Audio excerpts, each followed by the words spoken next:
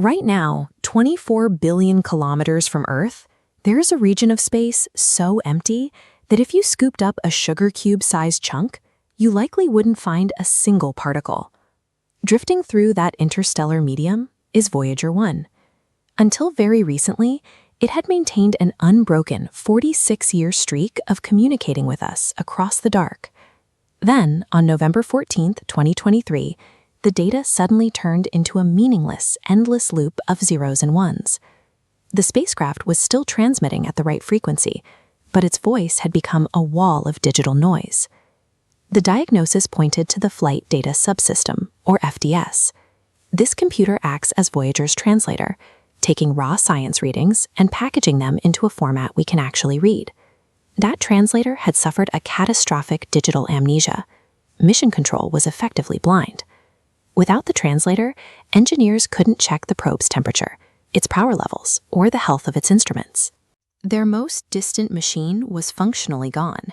To grasp exactly what we were losing with this broken computer, we have to look at the impossible sounds it had been translating from the edge of the solar system. Voyager carries twin antennas called the plasma wave system. They detect the microscopic electrical vibrations of the thin plasma out in deep space. Historically, scientists could only detect this plasma when massive solar flares crashed into it, temporarily rilling the scattered particles like a loud bell. A researcher named Stella Ocker tried a different approach. Instead of waiting for those loud, obvious shockwaves, she analyzed the stretches of data recorded in between the flares. This chart reveals a constant, steady oscillation, proof that the interstellar medium is saturated with a gentle, eternal rain of particles. Her analysis proved that even the deepest voids of space have a physical, vibrating structure. While Ocker's work provided a new map of the interstellar medium, NASA engineers were struggling to fix the only compass that could read it. They had to find a way to repair a computer that was no longer speaking their language. This map illustrates the core constraint of the rescue mission. Voyager is so far away that a radio wave takes 22.5 hours to reach it. Getting an answer takes an agonizing 45 hours. Despite this, the team sent a poke command, instructing the computer to dump its raw memory back to Earth. By comparing this data to original blueprints from the 1970s, engineers found the culprit. A single 2-kilobyte chip, highlighted here in red, had died, likely after being struck by a stray cosmic ray. The hardware was permanently dead. Engineers needed to replace software on a piece of silicon they could never touch. Their solution was delicate digital surgery.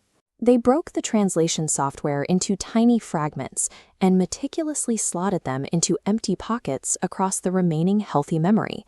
To make room, they overwrote code unused since the 1979 Jupiter flyby.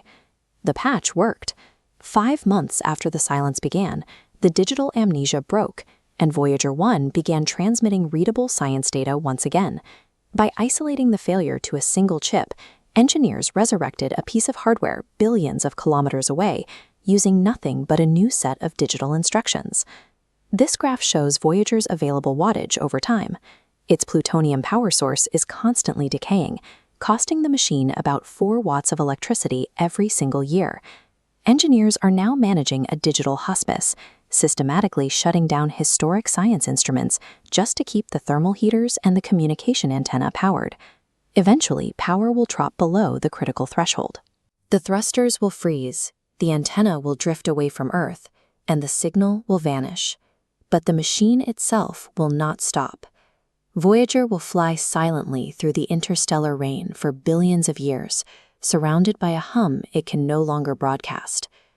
In the long timeline of the universe, this is a brief, fleeting moment, a few decades where a dying human machine was close enough and quiet enough to hear the eternal.